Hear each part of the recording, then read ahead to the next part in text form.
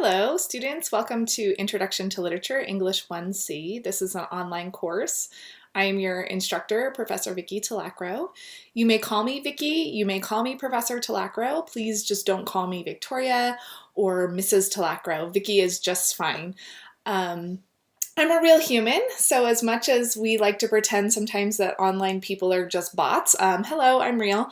I'll be your instructor for the whole duration of the semester. I'll be the one grading all of your work, your essays, and communicating with you via email. So just remember, I'm a real person.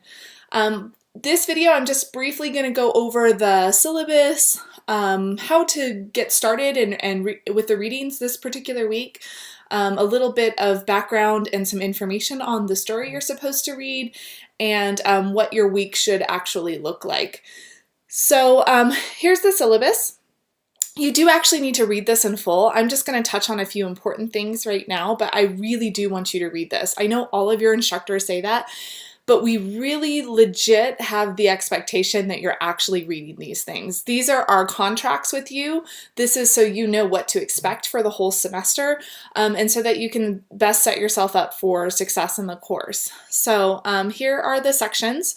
Just so you know, there are 2 sections in this class, so if you end up getting on a discussion board and you're like, wow, there's a lot of people in here, it's because I have 2 sections actually combined. Sometimes that's a little bit easier for myself. And mixing things up too. So it becomes like a good way to sort of get a good mixture in. Here's some stuff that you're going to need for the course.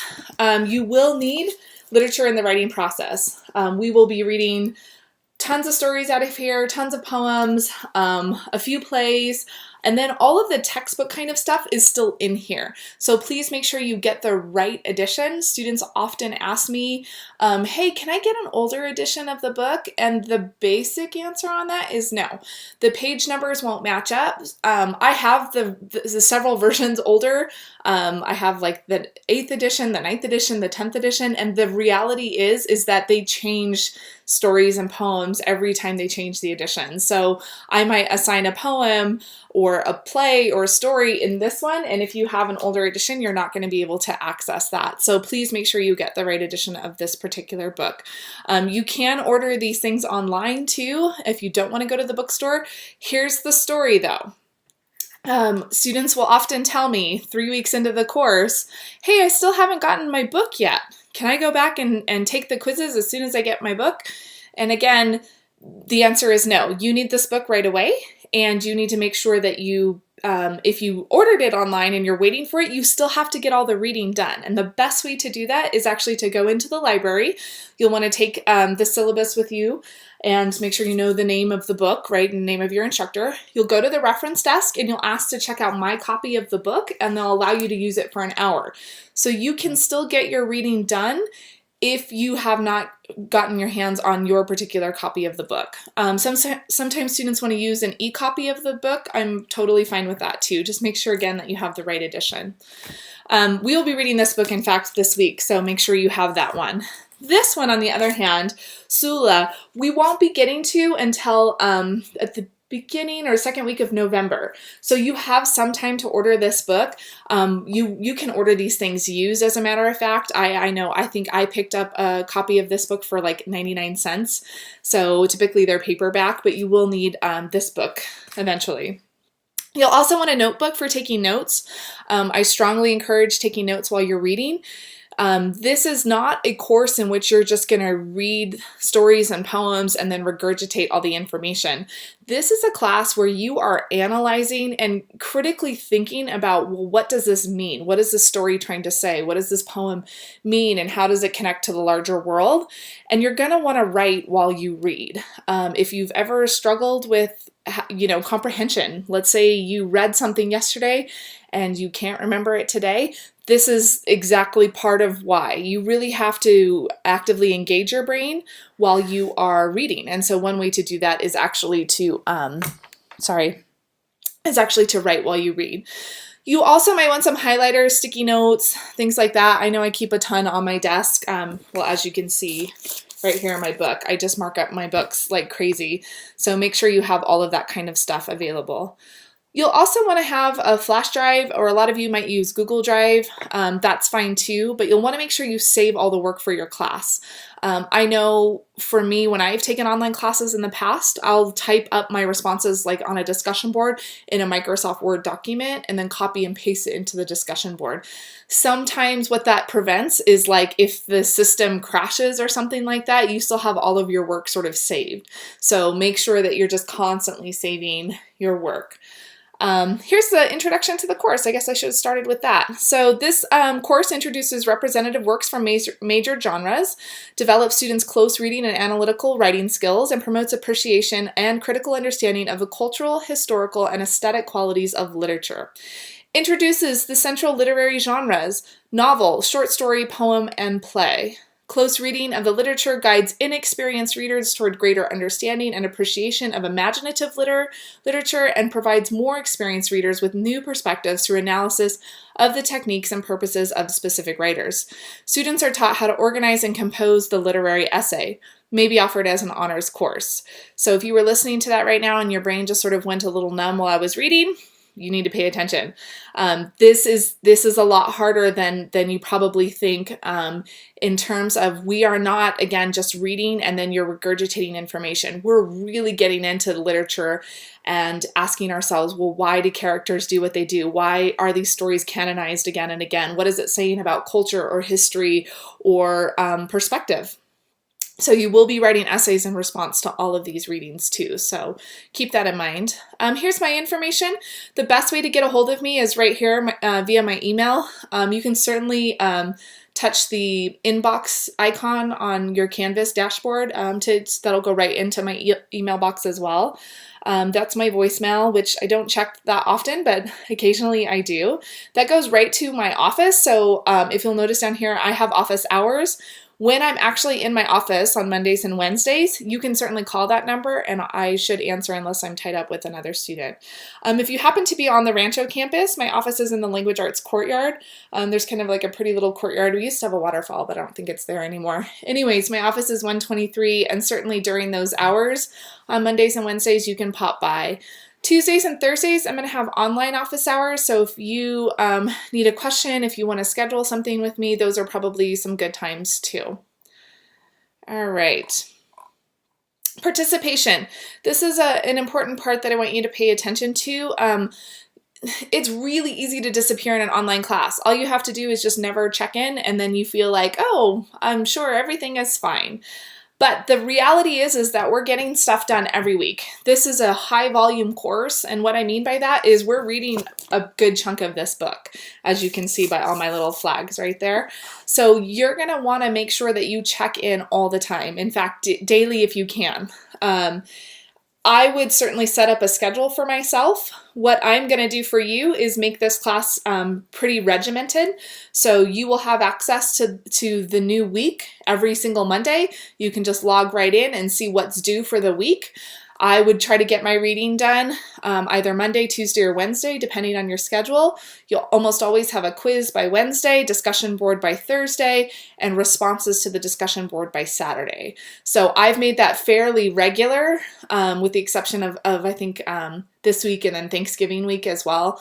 That way you can always sort of plan around that. Most of the time, my online students, they have intense lives. They are working, they have families, they have other obligations. And so I certainly understand that.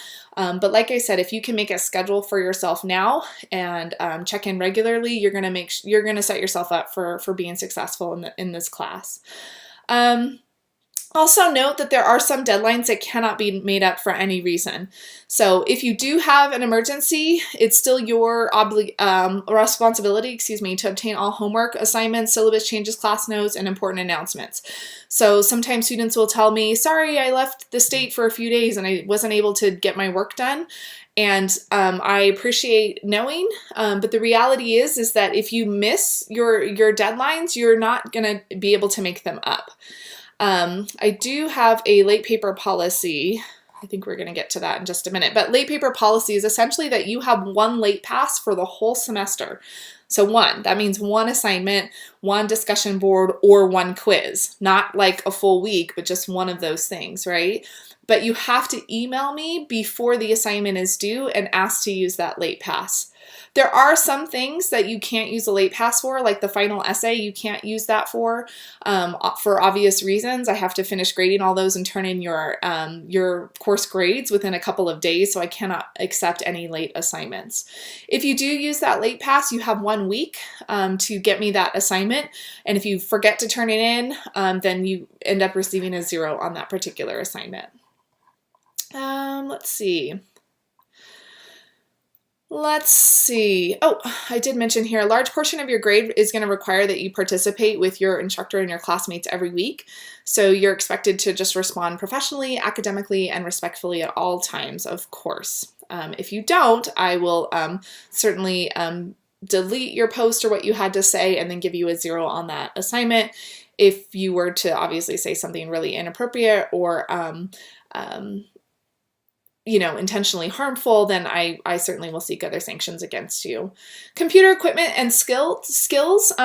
To complete this course successfully, you have to have regular access to a computer. So you don't have to have special software, but you do need reliable email service and a word processing program to type up your essays. And you should be familiar with how to use a word processing program, how to save files, how to navigate the web, use email, and calculating your word count. That's another important one, and working with downloads. So if you feel pretty solid about all of those things, you're going to be fine in this class.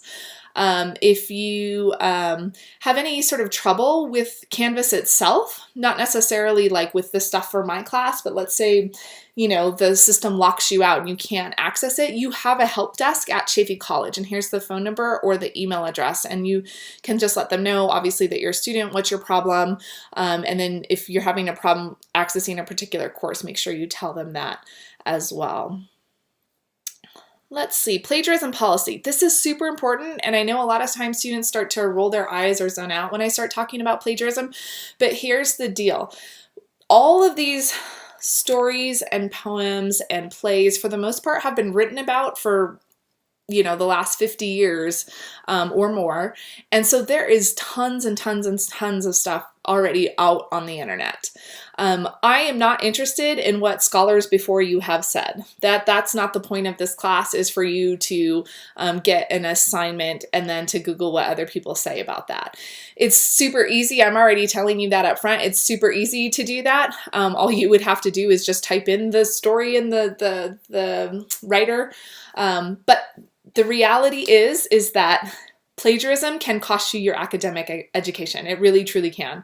Not only will I find your plagiarism violation, because our Canvas system will run your stuff right through turnitin.com. So if it exists somewhere on the web, if you've paid for an essay, which I have had students do before, or you've copied something, then you will be found.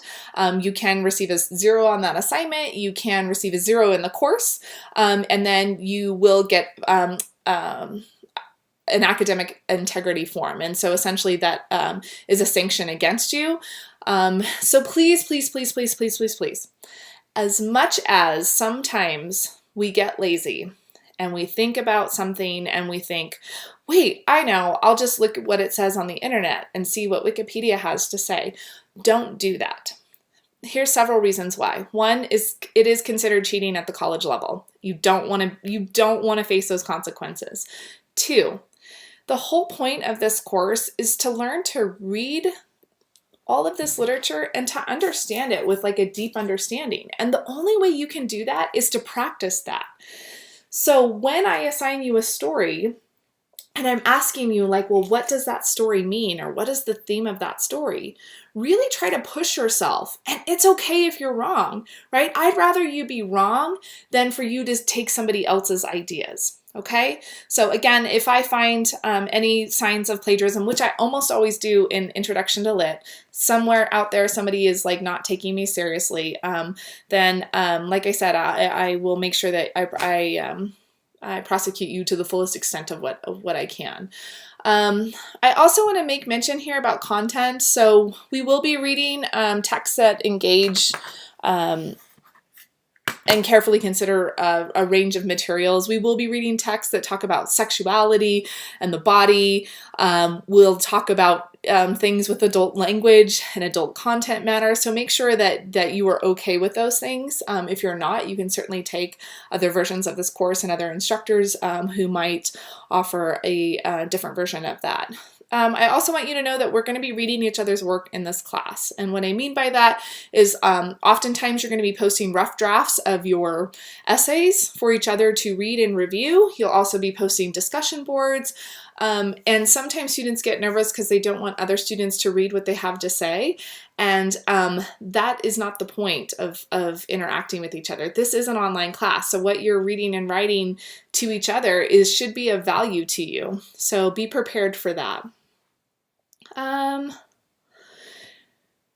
Let's see. What I expect in class is that I expect everyone to be prepared. I expect you to be organized. I expect that you have completed the readings and that you're ready to contribute. I'm never going to be unprepared, so I certainly expect the same from you. If you are unprepared or it's clear that you have not done the work or you're just being like aggressively argumentative, I certainly reserve the right to dismiss you from certain discussions and to give you 0 points for that discussion. So I want you to be considerate of everyone who is here to learn, even if you do not agree with them. Since this is a literature class, most of our class time is going to be spent on discussing the readings. So you have to contribute to those conversations in a thoughtful, meaningful, and respectful way. So please be prepared for that.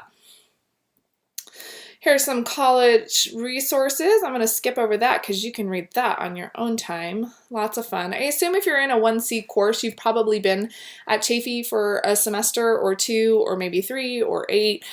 So you might be familiar with some of this stuff. Here's the student learning outcomes, grades and assignments, discussion boards. All that a discussion board really is it's a public forum in which you are going to often respond to a series of questions that I will pose for you. So generally every week I'm going to give you assigned readings and a lecture, and then on the discussion board I'm going to list several questions, and then you're going to make sure that you answer those questions thoroughly. You might have to quote from the stories themselves or the poems. You might have to find a secondary source, but they are worth points, and they are due generally before Thursdays at 11:59. So you have to make sure that you follow all the directions on those discussion boards. So if I say it has to be 300 words minimum, again, make sure that you are typing that in like a word processing document and checking your word count before you post that. Obviously, if you post a really lame discussion board response, something else you found on the internet, right, you'll earn 0 credit for that. So make sure that you're trying to be as thoughtful and as academic as possible. The other thing I wanted to mention with the discussion boards is when you go over to the discussion board, they're always going to be empty because you will not see anybody else's response until you post your own. So just note that if it's 11:58 on a Thursday and you have not done your discussion board, but you were waiting to read other people's before you post yours, too bad. You better end up posting it because you won't see anyone else's until you post yours. So again, just kind of make sure that you understand that and that you respond within the time frame, of course. After every discussion board, you're going to be responsible for replying to 2 classmates' original post. So, and typically I give you 2 days, so those aren't due until Saturday by 11:59. You can certainly do all of this earlier too. So if you know you have Monday, Tuesday, Wednesday off in the week or something like that, you can certainly get all the work for the week done earlier. That's just the absolute deadline. So each of your discussion board responses is going to be worth up to 5 points, usually for a total of 10 points per week. There are some weeks where they're actually worth more. But these also should be thoughtful. They should be academic and respectful. A lot of times what I'm looking for is that you're challenging each other. You might ask questions or, well, how did you see it that way? Or what did you think the theme was? Here's what I thought it was and why.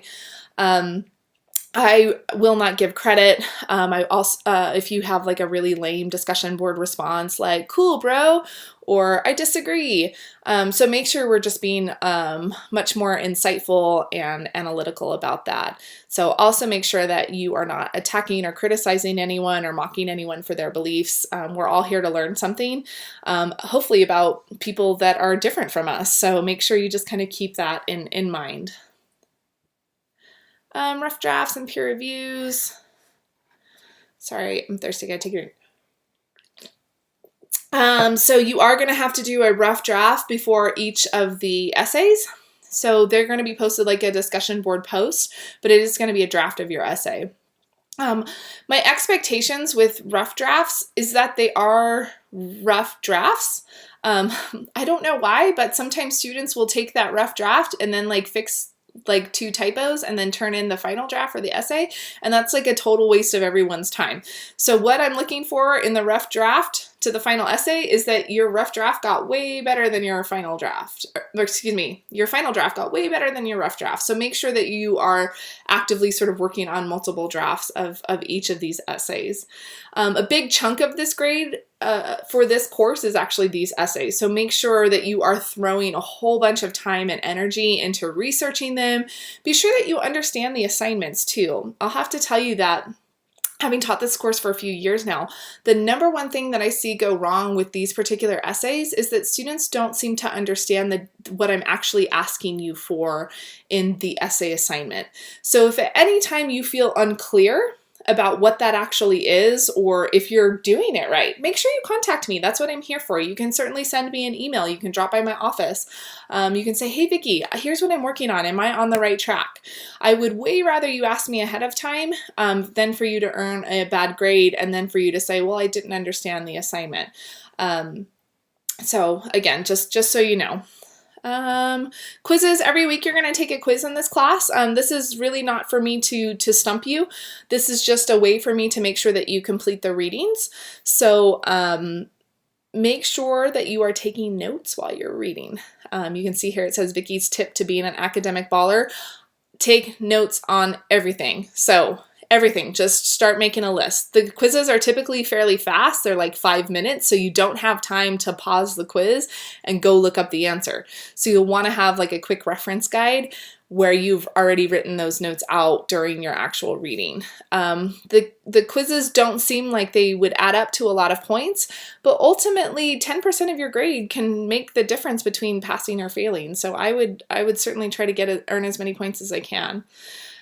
Your final is going to be on this novel here, on Sula, and you are going to be doing probably an argumentative discussion board. I typically, when I do this class face-to-face, I like to do a trial, and it's been a lot harder in an online class, but certainly we can go back and forth with arguing about Sula. So that is worth 10% of your course grade. So again, that's all with this particular novel.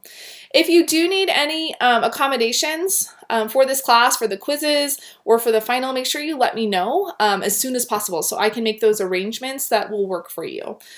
Your grades will be up to date on Canvas. Make sure that you check your grade regularly and that you read my feedback. I think one thing that makes me sad inside as an instructor is that I spend a ton of time giving students lots and lots and lots of feedback, and then they don't end up reading it, but then later they ask me like, "Well, what happened on that essay?" And I say, "Well, didn't you read that paragraph I wrote you?" And they say no. So make sure that you're reading that feedback. If I have made a mistake in the gradebook, let's say I gave you a 0 for something that you completed, sometimes that happens. It doesn't happen often, but sometimes it happens. Make sure you email me and let me know. I do make mistakes, and certainly one thing that's great about having an online course is that everything exists. It shows what time you turned it in, when you turned it in, so it's really easy to find all of that stuff. So you have to earn a 70% or higher in this course in order to pass this course. So just so you know, that would be about 700 points. Here's some important things to consider. Failing to turn in one of the major assignments will probably result in failing the course. So if you don't turn in the first essay on short story, you're probably going to end up failing.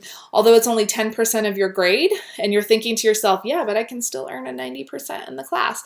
That's technically true, but if you didn't do that essay, you probably didn't do the rough draft. And if you didn't do the rough draft, you probably didn't do some discussion boards. I assume you probably didn't do some quizzes either. So typically it's not just one thing that a student is missing. It's usually a plethora of things. So make sure that you're getting all those big assignments done. Typically, I don't give extra credit, so don't anticipate it. Occasionally, I've been known to give extra credit for asking the librarians questions, but they're typically like 5 points. They're nothing that's going to like save your grade or anything. As I mentioned earlier, you do have one late pass for the whole semester with the exception of the final. And if you use that, you'll need to email me on or before the assignment is due and let me know. And then you'll have 1 week to complete that assignment for full credit. If you do not email me before the deadline, you cannot use your late pass. So don't email me on a Monday morning and say, hey, I missed all that work from last week. Can I use my late pass? The answer will be no. So make sure you save all of your classwork throughout the term. I would just start keeping like a file of stuff and label it well for yourself. Again, if you have a question about your grade, make sure you email me. And I do reserve the right to change the schedule as necessary. Sometimes we'll get stuck, in the poetry stuff, and we'll have to just take an extra week on that. So just so you know. Some readings and discussions and assignments don't appear on the actual syllabus. In fact, all of them, I think, don't. So you should be logging into Canvas to find out what's actually going on. If you have any questions about the class, the readings, your essay for this class, make sure you contact me, blah, blah, blah. Oh, readings have to be completed before posting on the discussion board. So here's the essay guidelines. That's what the course schedule looks like. I'm going to actually minimize this, and I want to show you this. So just transitioning here from syllabus stuff to stuff that we're doing this week. You're going to be assigned some textbook reading in here. I think it's 5 pages. And then you're going to be assigned a short story, which is called A and P. I'm just going to briefly show you how my version of this story looks from taking notes. I typically am a chronic margin scribbler, so I write all over the margins, and then typically while I'm doing that, or excuse me, after I read the story, I'll then go back at a notebook and start making sort of more cohesive notes about things.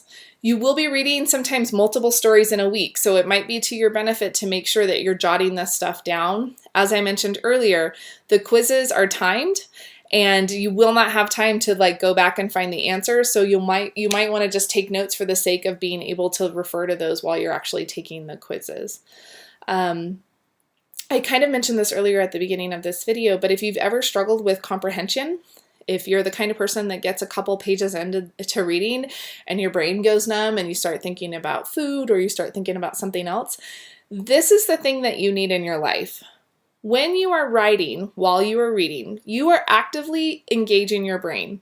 You are asking questions of the story, you are jotting down important points, maybe reacting. You can see right over here, I've written ha or whoa, right? Like you can see where I'm like real time reacting to some information there. This is how you're going to help teach yourself how to retain this information a little bit better. So please try it. If you don't want to write in your books because you're renting them, use Post-it notes. It's a great way, or get a sheet of paper right next to you and just start making a little bullet point list. The notes are for yourself. So if you want to write in a bunch of crazy colors or doodle in there too, that's okay. So it doesn't have to be super neat and organized. It's purely for your own edification. So in your book, you're going to typically with these stories, you're going to get an author bio. Make sure you read these. It's really important for us as readers of literature to understand who these authors are. It can also kind of give you clues about the story. One thing that's good about getting clues about the story before we even go in is it starts warming up your brain for what's coming down the lane, right? So here I can already tell you, right, that John Updike is a New Englander. This gives us already a sense, right, that he is going to be maybe different than we are here in Southern California, right? There's this different kind of ideology that's happening in New England. He grew up in Pennsylvania. He went to Harvard on a scholarship, so he's probably pretty smart. He graduated summa cum laude in 1954, so he is really smart, and he graduated way long ago. So in fact, that already tells me that this story is probably older, and in fact it is. I want to say it was written in 60, 61, something like that. He was a really prolific writer. Sometimes he would write a novel a year, which is pretty insane. If you have ever dabbled in creative writing before, it's pretty tough to turn out that kind of volume of work. He's mostly known as a novelist, but he did write poetry. He also was a critic, so he would criticize other pieces of literature. He was a children's writer. He twice won the Pulitzer Prize, and that's where you see me reacting, and I'm saying, whoa, that's huge. That's one of the most prestigious awards that you can win as a writer, and he won it twice. His subject matter is often Americana, family, or marital obligations. So again, that already kind of tells us a little bit about, what he's writing about. So Americana, family, right, or marital obligations. So in this particular story, it's a little bit of Americana, but it's also family. And then maybe not so much marital obligations, but definitely familial. So family obligations here. So again, you can just see my notes. A and P. If you aren't familiar with New England, you might not know what that is. I certainly didn't the first time I read this story. It's actually a grocery store chain. It's kind of like a Rite Aid. There's all kinds of different things in there besides groceries and stuff. It's kind of the local market, if you will. You can see as I'm reading this story, there's certain things I'm underlining, but then I'm also jotting things down and asking questions. The first line of the story, which is pretty iconic, says, "In walks these 3 girls in nothing but bathing suits." Next week I'm going to talk about this, but I already know for myself that this is an inciting incident. This is a point at which the story starts, and it's unlike any other day before, right? Usually in a grocery store, you're not going to get girls walking in bathing suits. And so for our narrator here, right, just telling us in the very first sentence gives us a sense of that this is going to be really important. By the second sentence, I can already tell that someone is speaking from the I perspective. So this is a first person narrator. So you can see that I've jotted that down here. And then later, as I'm reading, I'm asking myself questions, and I'm writing this down. Is the narrator older? So I'm trying to figure out who's talking. Are the girls that the narrator referring to, are they kids, or is the narrator infantilizing them, right? So it's up to you to figure this stuff out. The story isn't going to necessarily come out and tell you. So again, you can kind of see some of my notes over here. And it's not just highlighter. If you're kind of a chronic highlighter, here's one thing that I would caution you about that. If I were just to highlight all this stuff, or just the underlined stuff without the stuff in the margin next to it, if I come back to it a week later or 2 weeks later, I'm not going to necessarily remember why I highlighted that. So it's a great idea just to kind of jot down what it is you're thinking at that moment. So here you can see that I've written down that our narrator is very disdainful of customers. He's calling one customer a witch. And in fact, he's being much more... he's throwing shade at the older crowd here and the older women. So there's something almost sexist or misogynist happening here with our narrator. So again, as I'm reading this, I'm trying to figure that out. Also, our narrator is really watching these 3 girls in the bathing suit, which is, you can see here, it's kind of intense and almost creepy. And so as a reader, I'm trying to figure out, is he sexist? Is he just envious of them? What in the world is going on? So this is the kind of thing that I want you to do while you're reading. In fact, to have the expectation that as you're reading, that you're asking questions, you're jotting down who is who, what is what's actually happening in the story. It's going to make things a lot easier for you with every story that we read. And it's also going to make things easier for you when you go to the discussion boards. So here's our course, and then week 1 And as you'll know, every week I just post a to-do list. So you're already watching my week 1 lecture, so yay for you.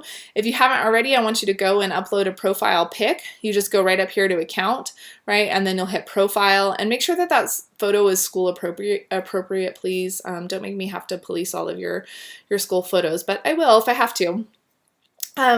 Make sure you go to the discussion board, introduce yourself. This is important. Not only are you going to earn points for this, but then it's a way for us to get to know each other and to say hi to each other. So it's pretty informal. You can certainly be creative or, you know, be funny on that particular discussion board. Make sure you get all of the reading done this week, and then make sure that you actually answer the discussion board on A&P by Thursday. Remember, that's just your one discussion board post about A&P. You have to respond to 2 people by Saturday, so that gives you a little bit of time. Again, as I mentioned earlier, if you want to get this stuff done sooner, you can. Those are just the final deadlines on that stuff. And this week, because it's the first week and everything feels super overwhelming, you have until Saturday to complete that quiz. But I certainly, if you can get it done sooner, I personally would. From here on out, though, your quizzes will be due by Wednesday at 11:59. So that should take care of everything that we're going to handle for this week.